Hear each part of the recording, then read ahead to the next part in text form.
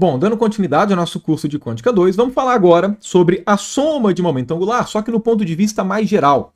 No último vídeo, eu cheguei a abordar com vocês esse tópico de soma de momento angular. Eu cheguei a calcular uma soma com vocês, mas foi um caso específico. No caso, eu calculei com vocês como é que a gente fazia para poder somar dois spins meios. Ou seja, se nós temos um sistema de duas partículas com spin meio, cada uma, esse sistema das duas partículas corresponde a um sistema de momento angular total igual a quanto? Que aí saíram aqueles estados, os estados de tripleto e o estado de singleto, que era no caso spin 0 e spin 1. Apesar do método que eu fiz, enfim, que eu segui no último vídeo para calcular essa soma de dois spins meios, ser um método geral, se vocês voltarem e verem a forma como eu resolvi, é fácil ver que a forma com que eu resolvi a soma de dois spins meios, a gente pode generalizar e somar qualquer tipo de spin. Só que, enfim, como no último vídeo eu peguei um caso específico, eu abordei a soma de momento angular num caso específico para a gente pegar um pouquinho de intuição, ver um pouquinho como é que é a situação no exemplo mais simples. Eu queria fazer um vídeo abordando alguns aspectos gerais da soma de momento angular. Nesse sentido, esse vídeo vem com dois objetivos. O primeiro deles é, basicamente, estruturar o problema da soma de momento angular, ou seja, se você quer fazer a soma de dois momentos angulares na mecânica quântica, qual que é o problema que nós estamos realmente resolvendo, qual que é o procedimento que a gente tem que fazer para poder, de fato, chegar nas soluções. Então, enfim, esse é o primeiro objetivo. E o segundo objetivo, que é tirar algumas informações gerais quanto à soma de dois momentos angulares, mesmo sem resolver o problema diretamente. Como assim? Por exemplo, no último vídeo que eu fiz a soma de dois momentos angulares meio, enfim, a gente chegou no resultado de que a soma de dois spins meios retorna um sistema com momento angular total igual a 0 ou igual a 1. Beleza, então a gente sabe que dois spins meios somados pode dar spin 0 ou spin 1. Mas e se eu tenho, por exemplo, um momento angular 2 e um momento angular 3 meios? A soma desses caras podem dar quais momentos angulares? O que eu espero, pelo menos, da soma do momento angular sem calculá-la diretamente? Entendem? Assim, quais valores de momento angular a gente pode esperar no final? Quais são as informações gerais que a gente consegue extrair da soma de momento angular que são independentes de quais são os valores de momentos angulares que nós estamos somando? Então essa que é a ideia desse vídeo. Tanto formalizar o problema quanto tirar algumas informações que são gerais e ajudam a gente entender um pouquinho como é o espaço de soluções, no caso aqui, relacionado à soma de momento angular. Bom, vamos começar então estruturando o nosso problema. Então, o problema da soma de momento angular é basicamente, nós temos dois momentos angulares, esses momentos angulares podem ser orbitais, podem ser de spin, podem ser já o momento angular total de algum subsistema, Por exemplo, imagina que você tem três partículas de spin, S1, S2 e S3, e você está querendo tratá-las em conjunto, para poder descrever o momento angular total desse sistema de três partículas. Esse método que a gente está falando aqui de soma de momento angular é somar momentos angulares de 2 em 2. Não dá para a gente somar 3. Mas se você quer somar 3, o que você pode fazer? Você pode somar esses dois caras daqui, por exemplo, resultando em um J1, e esse seu S3 você vai chamar ele de J2. E aí, somando esses dois caras, seria equivalente, enfim, a gente voltar para esse nosso problema de somar dois momentos angulares, J1 e J2, independente de qual que é a origem dele, ok? Mas enfim, você tem dois momentos angulares na mecânica quântica, e você quer somá-los, você quer descrever em termos de momento angular total a parcela angular do seu problema. Bom, cada um desses momentos angulares podem ser descritos individualmente em termos dos estados J1, M1, J2, M2, que são estados, no caso, que pertencem ao espaço de Hilbert, que descreve a parcela angular do seu sistema de, enfim, momento angular J1 e momento angular J2. Se a gente quer tratar esses dois sistemas de momento angular, J1 e J2, de forma conjunta, o que a gente faz? A gente vai, no caso, descrever o nosso sistema em termos dos estados J1, M1, J2, M2, que são estados, no caso, pertencentes ao espaço de Hilbert, obtido pelo produto tensorial dos espaços de Hilbert das duas partículas. Então esse é sempre o procedimento padrão quando a gente quer tratar um conjunto de vários constituintes. O espaço de Hilbert total vai ser o produto tensorial dos espaços de Hilbert de cada um dos constituintes, e aí, enfim, os nossos estados pertencentes a esse espaço de Hilbert maior, ele pode ser construído, enfim, a partir da junção desses dois, como já tinha comentado em vídeos anteriores, nessa parte ainda de soma de momento angular. Bom, levando em conta que dessas duas partículas, a primeira tem spin J1 e a segunda tem spin J2, a gente sabe que esses estados daqui, eles vão obedecer algumas relações, algumas equações né, no caso, relacionados aos operadores de momento angular, que são essas equações daqui, né? Se a gente aplica os operadores de momento angular, né, da primeira partícula, isso vai extrair informação, né, do momento angular da primeira partícula, e se a gente aplica os operadores de momento angular da segunda partícula, isso vai extrair do nosso estado informações a respeito do momento angular da segunda partícula, ok? Percebam que, enfim, aqui tem os dois operadores que a gente faz a descrição de momento angular, que é o j ao quadrado e o jz, e eu também coloquei o j mais ou menos, né, porque, né, enfim, tanto da parte de teoria geral de momento angular quanto do último vídeo, ficou claro que, né, ainda nesse contexto, né, de soma de momento angular, esses caras aqui são muito úteis, né? A gente já sabe que os operadores J mais e J- são muito úteis na descrição geral de momento angular por conta, né, do nosso curso de quântica 1, né? E aí, no caso específico de soma de dois spins meios que eu calculei com vocês no último vídeo, apareceram esses caras no procedimento, então fica evidente que esses caras vão ser importantes aqui também, por isso que eu estou colocando. Então, né, enfim, se tratando, né, de um estado de duas partículas, uma com spin 1 e outra com spin 2, então necessariamente esses estados, eles, né, obedecem essas relações daqui, né, que são as relações do spin da primeira partícula e do spin da segunda partícula. Né? Beleza. Porém, o que a gente quer fazer é descrever o nosso sistema em termos do momento angular total. Ou seja, eu gostaria de descrever, né, o meu sistema não mais em termos desses caras, J1, M1, J2, M2. Né? Eu gostaria de descrever, né, o nosso sistema em termos do momento angular total, que eu vou representar aqui por Jm. Então, se não tiver nenhum índice, né, esse cara aqui representa, né, o momento angular do sistema como um todo. Né? Na prática, esse estado, na verdade, tem que ser escrito de uma forma maior, ok? Na verdade, a forma mais correta seria, eu estou trocando esse cara pelo estado J1, J2, J e M. Né? Porque toda vez que você vai tratar em termos do momento angular total, você tem que falar qual que é o momento angular total e também quais são os momentos angulares que você somou para dar esse momento angular total. Pelo seguinte, imagina que a gente tem um momento angular total, né, um Jm, que é, por exemplo, 1, 1, ou seja, um momento angular 1 e projeção 1. Esse cara daqui pode ser obtido a partir da soma de diferentes momentos angulares, certo? Ele pode ser obtido, por exemplo, com soma de um momento angular meio com meio, como eu mostrei no último vídeo, mas ele também pode ser obtido, por exemplo, de forma óbvia, né, a partir da soma de um momento angular 0 com um momento angular 1.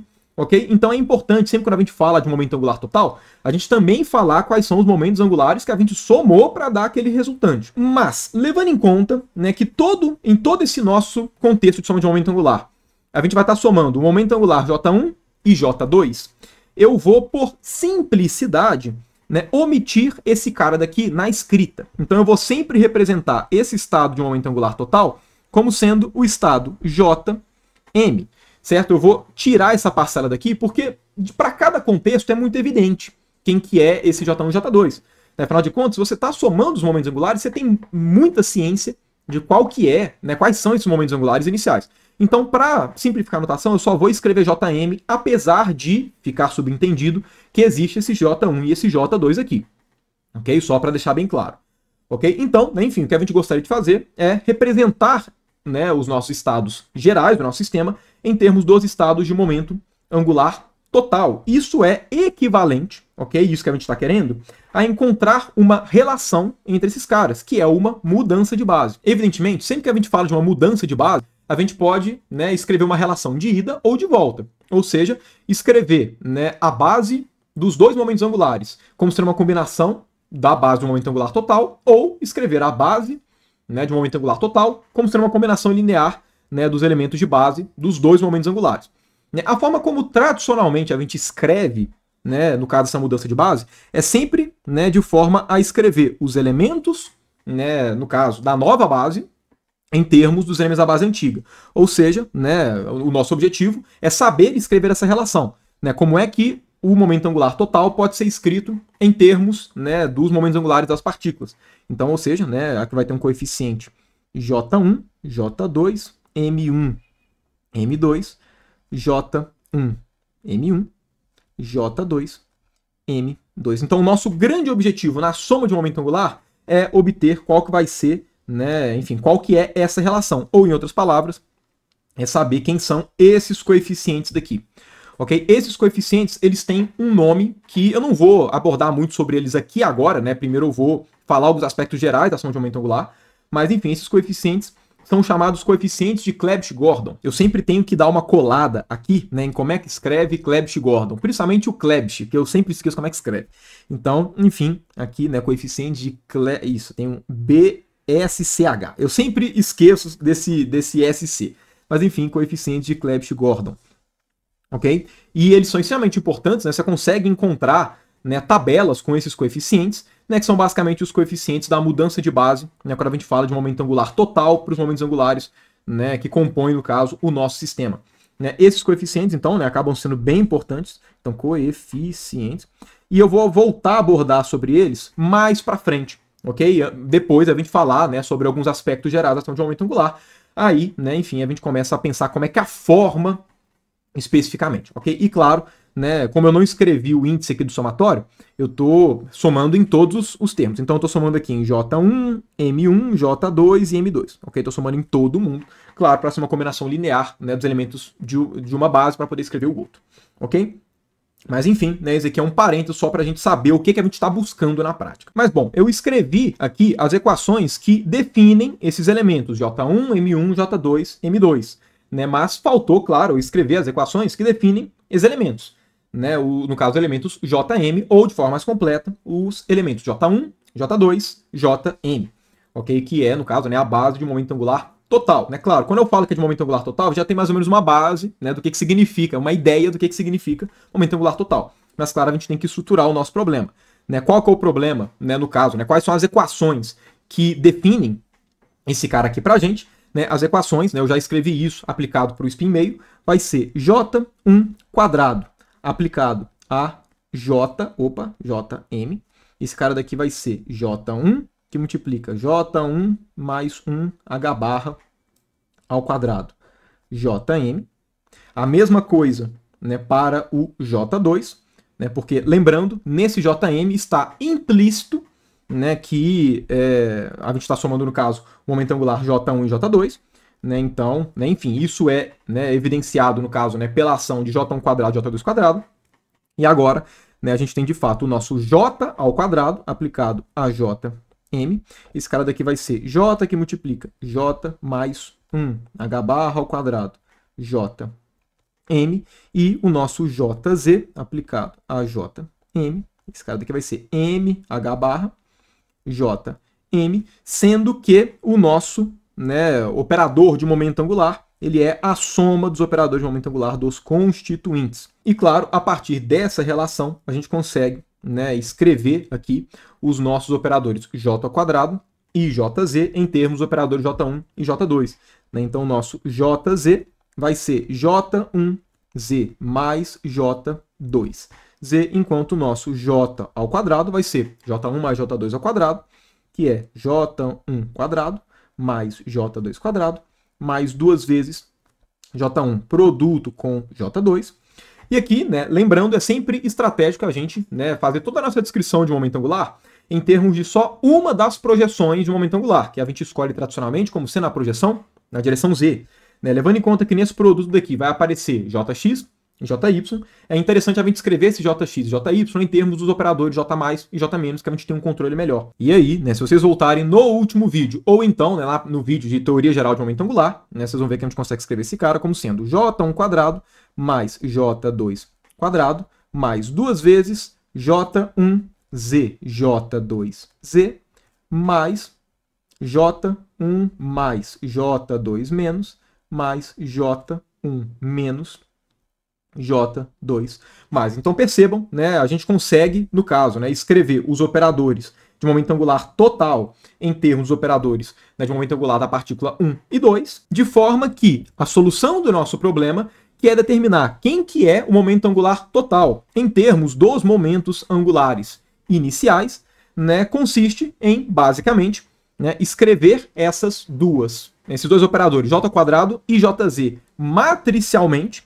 né, em termos da base que a gente conhece inicialmente, que é a base J1, M1, J2, M2, e depois diagonalizar esses dois operadores. Por quê? Porque a gente sabe que os autovetores, né, comuns desses dois operadores são exatamente os Jm. ok? E a gente consegue, no caso, né, escrever esses dois caras matricialmente em termos da base J1M1, J2M2. Por quê? Porque a gente sabe como é que esses operadores são escritos em termos dos operadores de momento angular, né, dessa base antiga, J1M1, J2M2. E a ação de todos esses operadores daqui, né, da partícula 1 e da partícula 2, nos estados dos dois momentos angulares, a gente já sabe também como é, que é a partir disso daqui. Ok? Então esse é basicamente o nosso problema, né, a ser resolvido no caso.